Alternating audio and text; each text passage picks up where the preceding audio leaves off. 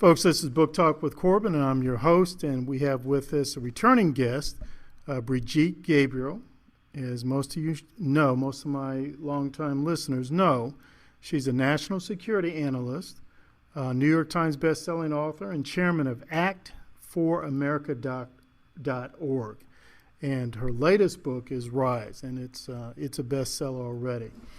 We're going to talk to her today about the whole, well, as much as we can, about the whole situation in Afghanistan, the Biden administration, etc., and ask her a couple of questions about national security, if that impacts America's national security.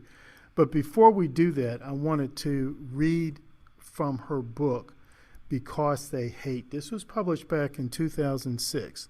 This is a quote: "Their grievance is our democratic process.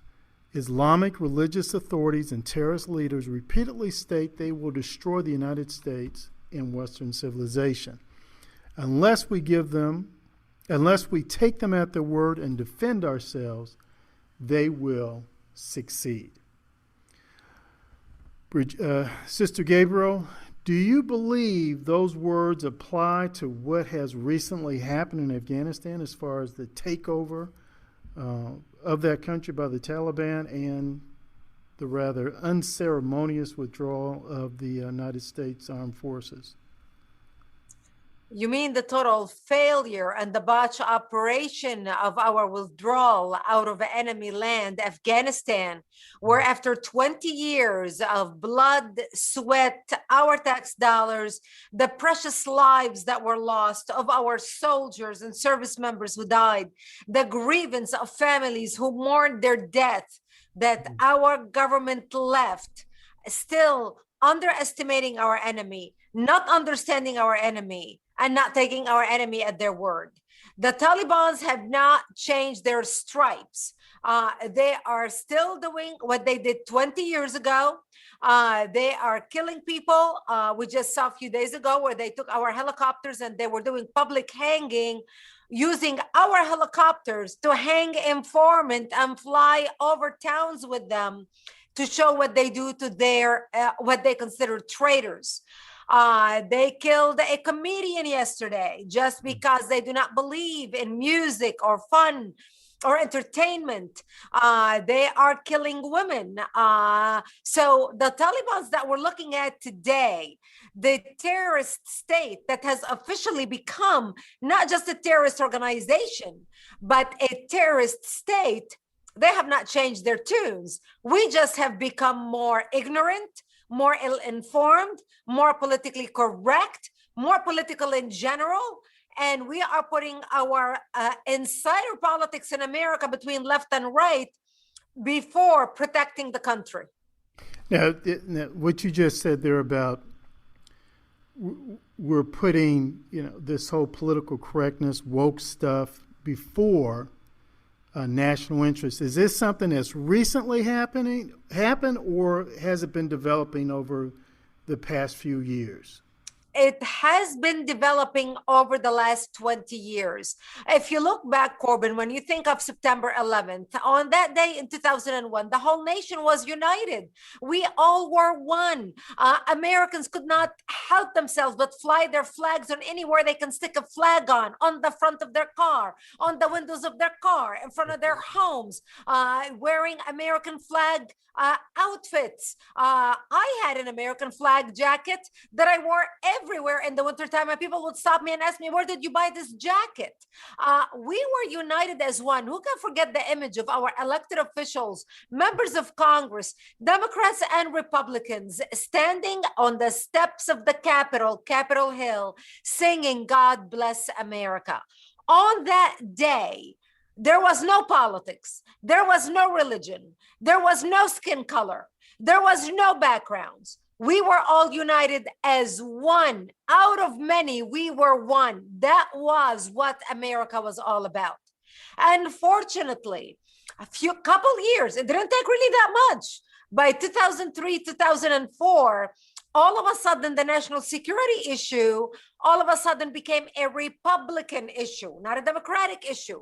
All of a sudden, anybody who started speaking about radical Islamic terrorism was being labeled as an Islamophobe, as somebody on the right. We saw that phenomena become terribly worse under Obama. Up until Obama won the presidency, people like me and national security analysts were able to speak at military installations. I remember doing many training to officers who were leaving to Afghanistan and Iraq to understand the mentality of a suicide bomber. And what was driving them. The Pentagon did studies about the ideology of radical Islamic terrorism. And all of a sudden, people like me and tens of others who were experts in our field became persona non grata at the FBI, at military installation, at military bases, at the Pentagon. And once Obama became president, none of us were allowed. By 2009, me and all my colleagues were not allowed or permitted to speak at any military training. Our books were banned. Our material or any material that identified our enemies were banned. And that's when we started seeing truly the change. All of a sudden, the enemy became welcome at the White House and at the Pentagon. All of a sudden, organizations like CARE, the Council on American Islamic Relations, an unindicted co-conspirator in the largest terrorism funding trial in the history of the United States, became the go-to expert to consult with them on Islamic terrorism. So it was like the fox watching the henhouse. And so by the time President Trump got elected, the national security issue and any defense issue became a radical right-wing issue. Nobody wanted to listen after that. And that's how you end up with where we are today. One bad decision after another, the blind leading the blind. Everybody wanted to believe in all things, hope for all things, believe in anything that our enemy says. And obviously we underestimated them. We could have seen this coming and we could have saved our standing in the world. We could have saved the lives of many people who died, like our Marines who died because of the attacks in Afghanistan, as well as the others who are now being slaughtered as you and I are speaking and our listeners are listening. Yes. Folks, this is Book Talk with Corbin. I'm your host. We have with us Brigitte Gabriel, national security analyst, a New York Times bestselling author, and her latest and chairman of ActForAmerica.org. Now, Ms.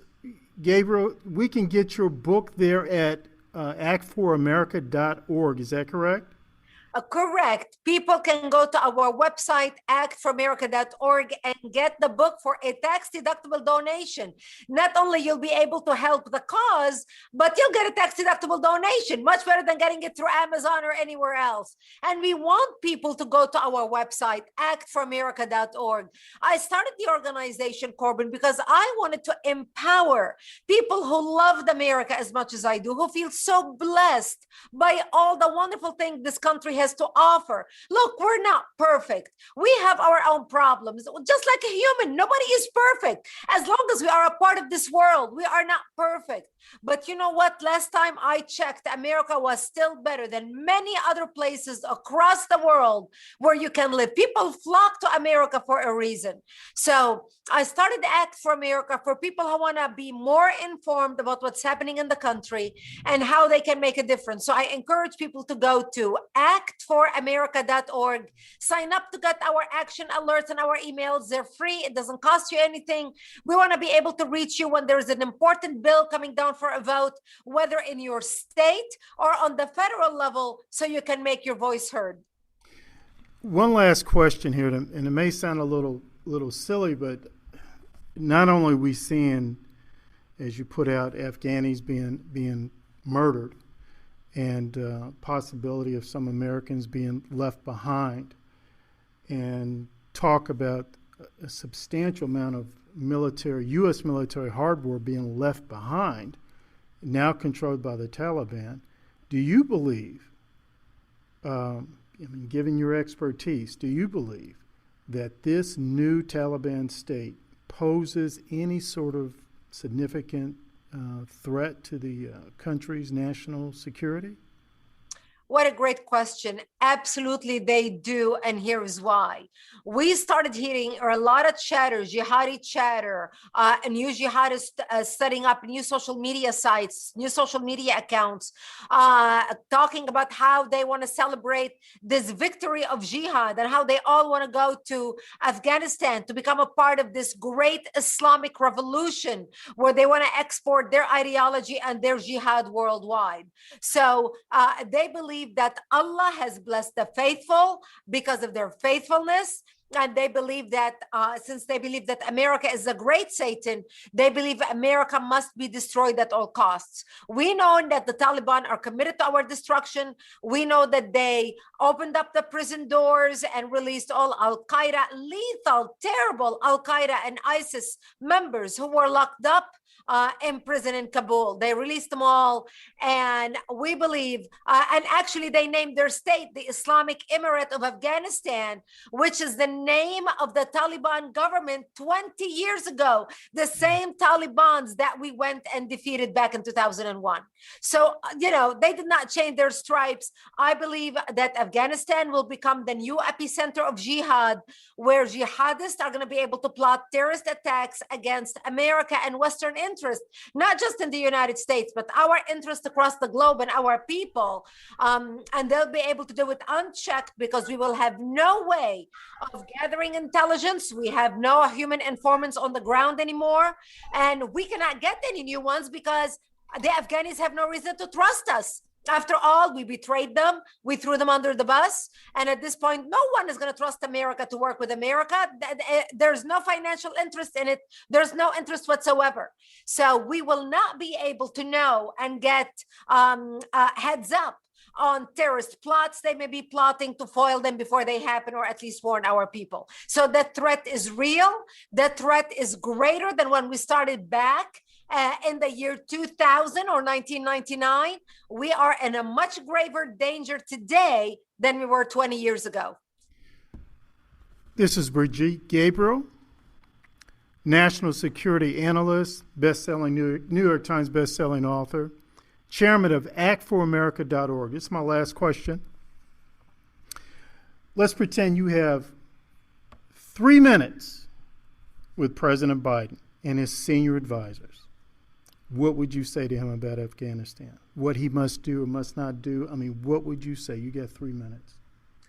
The first thing I will say to him, Mr. Biden, I respect you as a president, and I respect the office of the President of the United States.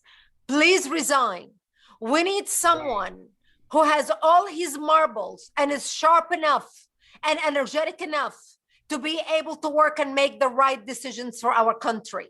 You served our country for a long time. Now it's about time for you to move over. Now, Corbin, I don't agree with President Biden, and I do not agree with his cabinets. I believe they are incompetent. I believe they are blinded. And I'm speaking as a national security analyst. This has nothing to do with where I stand politically. I would say the same thing if I would have landed in the United States today. I was speaking with my informants in the Middle East this morning before I even came on this interview. They are laughing at the United States. They already know of the plots that are now rising against the United States. Our enemies are laughing at us. Our allies have no respect for us. Our enemies do not fear us. And I believe we need new leadership. Now, whether that leadership is Democrat or Republican, we need a leadership that will take care of our people, that will protect our citizens, that will bring America's name back to be respected worldwide, that will ensure the safety and security of all Americans. So I would say, Mr. Biden, you made a grave mistake that will reshape history for decades to come, not just years to come. You need to move aside, and you need to make way for people who are going to make the right decisions by this country and correct course. That's what I will say to Mr. Biden. As for the rest of the military brass who failed miserably and botched this operation, I say to them, shame on you for putting critical race theory, for putting transgender rights, for putting gay rights, for teaching the military that man can give birth instead of teaching the military how to win wars. It's about time we face our own mistakes and we get out of our own way for the betterment of the future of America and for the sake of our children and their grandchildren.